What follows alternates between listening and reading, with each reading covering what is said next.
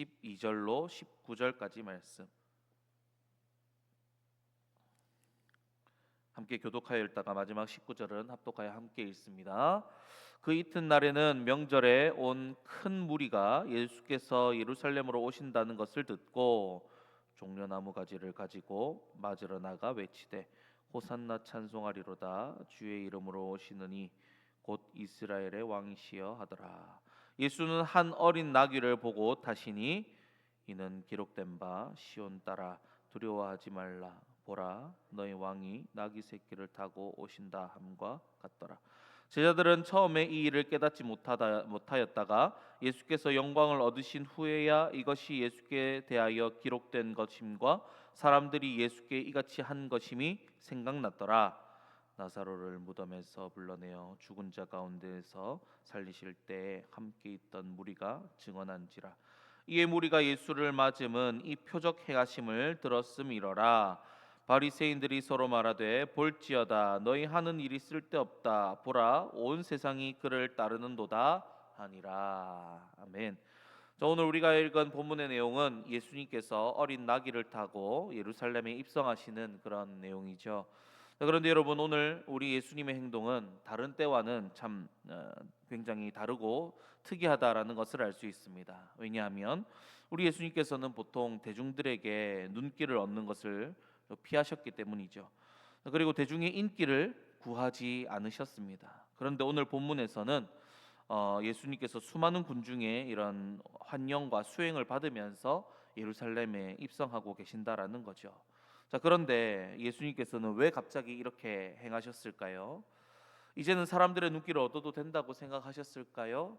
그것은 아니죠. 이제 예수님께서 세상 죄를 위하여 죽으실 때가 됐기 때문입니다. 사실 이제 예수님께서 사람들을 피해 다닌 것은 또 다른 이유가 있었죠.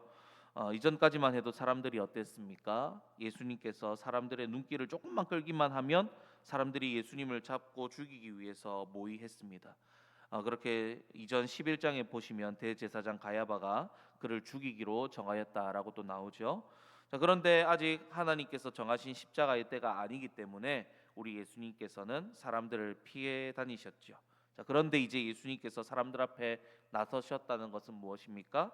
그때가 이르렀다라는 것입니다. 하나님께서 작정하신 그 구원의 때, 예수님께서 사람들에게 잡혀 십자가에 달려 죽으실 때가 되었기 때문에 우리 예수님께서는 이 예루살렘 입성의 길에 들어서셨다라는 겁니다.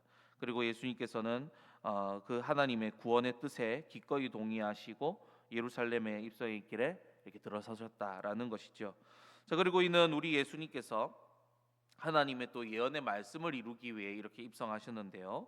예수님께서 공생애를 시작하시면서 내가 온 것은 하나님의 뜻을 이루기 위함이라라고 말씀하셨죠. 그 말씀대로 우리 예수님께서는 온전히 우리 성부 하나님의 뜻에 순종하셨고 동의하셨고 구원 계획에 동참하고 계셨다라는 것입니다. 그것이 바로 오늘 본문의 이야기다라는 것이죠. 자, 그리고 소문으로 듣던 그 예수님이 이제 예루살렘으로 들어서자 사람들이 막 난리가 납니다. 호산나 다윗의 자손이여 우리를 구원하소서 하면서 종려나무 가지를 들고 나와서 예수님을 환영합니다. 이 얼마나 영광스러운 일인지요. 자, 그런데 여러분, 사람들은 예수님이 온 세상 죄를 대신 지고 죽으심으로 죄에 대해 승리하시기 위해 예루살렘으로 입성하고 있다는 사실을 모르고 있었습니다. 오히려 로마 식민지에서 식민 시대에서 유대 민족을 구원하실 정치적이고 군사적인 예수님으로 오해하고 예수님을 이렇게 맞이했다라는 것입니다. 수많은 유대인들은 구약의 예언의 말씀을 잘 알고 있었습니다. 특히 메시아 예언에 대한 말씀은 그들이 메시아를 간절히 기다렸기 때문에 더 잘 알고 있었습니다. 그런데 그 말씀대로 실현하시는 예수님의 모습을 보니 이제 우리 왕이 오신다, 로마로부터 우리를 곧 해방하겠구나 하는 생각에 이렇게 예수님을 환영하고 있었다라는 것입니다. 자, 게다가 오늘 본문 말씀 보니까 예수님께서 죽은 나사로를 살리신 것을 아는 사람들이 소문을 냈다라고 하죠. 자, 그래서 저 사람이 바로 그 소문의 메시아다, 우리를 구원하실 메시아다 하면서 사람들이 우 몰려와서 예수님을 맞이했다라는 것입니다. 물론 그들이 잘못 알고 예수님에 대해 오해함으로 그랬다 하지만 예수님께서는 또 온 세상을 구원하실 메시아로 그야말로 예루살렘에 입성하고 계셨습니다. 그리고 이때 주 예수님을 죽이기로 모의했던 사람들이 이 장면을 보고 있었죠. 그러나 이때 예수님을 그들이 잡지를 못했습니다. 왜냐하면 너무나 많은 사람들이 예수님을 환영하고 있었기 때문에 만약 지금 예수님 잡는다면 폭동이 일어나서 그들의 계획이 오히려 무산될 것이었기 때문이었습니다. 오늘 본문 마지막 절에 바리새인들이 서로 말하길 보라 너희 하는 일이 쓸데없다 온 세상이 그를 따르라 하는 말이 바로 이 말입니다. 그렇게 우리 예수님께서는 정말로 하나님께서 정하신 그때에 맞게 움직이셨고 모든 상황을 다 간섭하시고 섭리하심으로 온 세상을 구원하실 계획을 정확히 이루십니다. 사람의 악함도 사람의 계획도 하나님의 그 구원 계획의 뜻을 바꾸거나 거스르지 못했습니다. 하나님께서는 그 뜻을 반드시 이루시는 분이십니다. 자, 그렇다면 여러분 오늘 본문 이 말씀을 통하여서 하나님께서는 우리에게 무엇을 깨닫게 하십니까? 먼저 하나님의 뜻은 반드시 이루어진다라는 것입니다. 하나님께서 예언하신 메시아에 대한 예언을 누구를 통해 하나님께서 이루셨습니까? 바로 예수님을 통해 이루셨습니다. 그리고 사탄이 사람의 악한 뜻이나 상황들을 통하여서 그 구원 뜻을 흔들려 해도 절대 흔들리지 않았습니다. 하나님의 말씀은 반드시 하나님의 때에 이루어진다라는 것입니다. 자, 그러니 여러분 우리가 어떻게 해야 되겠습니까? 하나님의 말씀을 더욱 믿고 붙잡아야 하고 그 말씀에 소망을 두어야 한다라는 것이겠죠. 그리고 여러분 우리에게는 아직 이루어지지 않고 죽어야만 경험할 수 있고 또 하나님의 때가 되어야만 그 때를 기다려야만 경험할 수 있는 그런 하나님의 약속이 있습니다. 바로 천국과 부활입니다. 그리고 하나님께서 예수님께서 이 땅에 다시 오실 때 새 하늘과 새 땅을 이루신다는 그 약속 아직 이루어지지 않았죠. 그런데 이 약속이 반드시 성취될 것이라는 확신을 어떻게 해요? 우리가 오늘 이 본문 말씀을 통하여서 우리가 확신할 수 있다라는 것입니다. 하나님께서 말씀하신 이 약속과 말씀은 반드시 성취하신다고 말씀드렸죠. 그러니 우리 죽음 뒤에 있는 천국은 반드시 있고 또 예수님께서 약속하신 대로 반드시 오실 것이고 또 우리의 부활을 이루시고 새 하늘과 새 땅을 반드시 이루실 것이다라는 것입니다.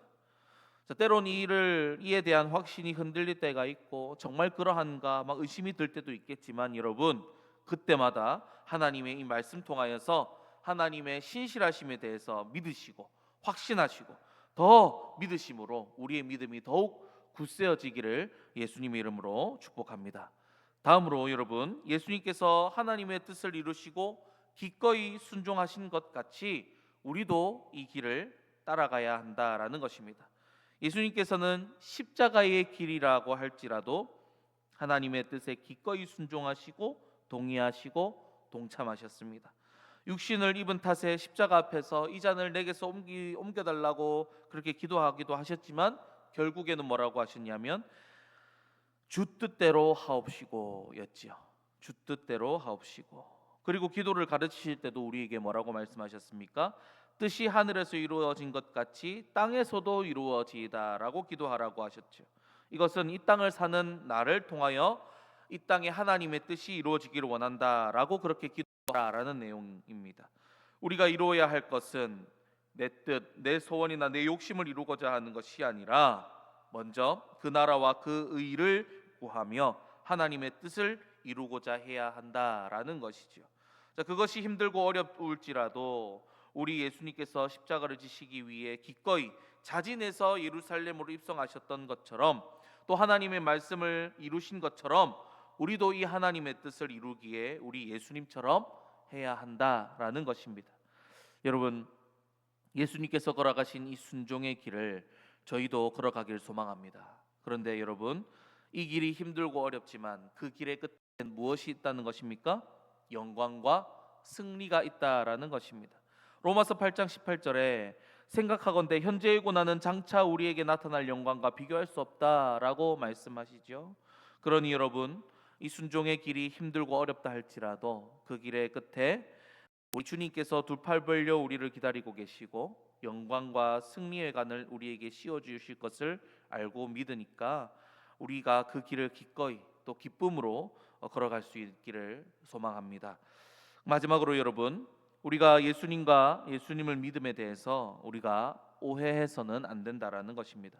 당시 예수님을 믿는 사람들은 예수님에 대해 오해하기를 이 땅에서의 평안과 안식을 주는 메시아, 그렇게 예수님을 믿고 따르면 이 땅에서 잘 될 줄 알았다라는 것입니다. 로마의 압제에서 벗어나 독립해서 이 땅에 영국을 차릴 줄 알았다라는 것이죠. 그래서 그들은 그것을 바라고 예수님께 나와 호산나 다윗의 자손이여 찬양했다라는 겁니다. 예수님의 제자들도 마찬가지였죠. 이때까지도 예수님께서 예루살렘 입성하시는 것을 어땠다고요? 제자들도 몰랐다. 그런데 언제 깨달았다고요? 예수님께서 영광을 입으신 후에야 이 말씀을 깨달았다 하죠. 아직 제자들도 마찬가지로 잘 몰랐다라는 겁니다. 그런데 이후 예수님께서 재판받으시고 십자가를 지실 때 그래서 또 어땠습니까? 사람들은 예수님께 실망하고 예수님을 외면했죠. 그리고 끝났다며 뿔뿔이 다 흩어졌습니다. 제자들도 그러했죠. 자, 그런데 여러분, 우리가 예수님을 믿고 따른다는 것이 혹 이와 같지는 않는지요?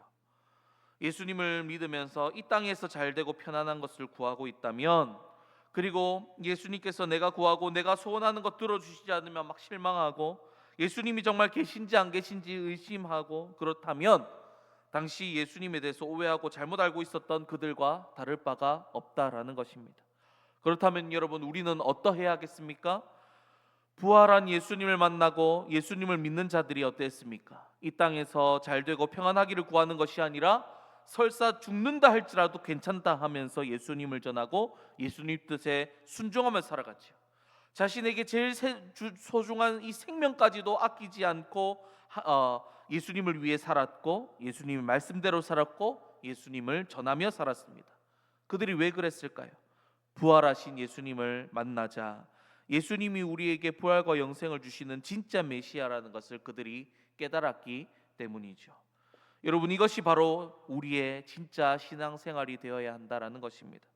예수님께서 내 소원이나 욕심 들어주시지 않는다고 막 실망하고 예수님 계신가 안 계신가 하면서 의심하고, 그래도 예수님 믿고 세상 좋은 것도 같이 믿으면 좋으니까 내 마음이 편하니까 내가 세상 살기에 좀 더 유리하니까 예수님 믿는 그런 신앙이 아니라, 나를 죄에서 구원하시고 영원한 생명 주시고 천국 소망을 우리에게 주신 예수님께 감사하면서 진정으로 호산나 찬양하며 예수님을 위해 살고 예수님 말씀대로 살고 예수님께서 기뻐하시는 그 뜻을 따라 순종하는 그런 신앙인으로 우리가 살아가야 한다라는 것입니다. 그렇게 여러분, 우리가 진짜 신앙, 하나님께 받은 구원과 그 영생으로 인하여 하나님께 영광 올려드리며 감사하며 내가 이미 받은 것으로 인해 기쁨으로 신앙생활 하시는 그런 저와 여러분들 되시기를 주님의 이름으로 간절히 축복합니다. 기도하겠습니다. 이 시간 우리 다 함께 기도할 때에 들은 말씀 놓고 기도하시고 또 각자 들고 나온 기도의 제목으로 기도하실 때에 주님의 이름 한번 크게 부르며 기도의 자리로 나아가겠습니다. 주여, 사랑과 대가 많으신 하나님 아버지, 은혜를 감사합니다. 오늘 이 새벽을 허락하여 주시고 또 이 새벽에 나오게 하시고 또 말씀 듣고 또 기도하게 하신 은혜를 너무나 감사드립니다. 아버지 하나님, 우리가 오늘 우리 예수님께서 예루살렘에 입성하신 그 모습을 봅니다. 아버지 하나님, 예수님께서 묵묵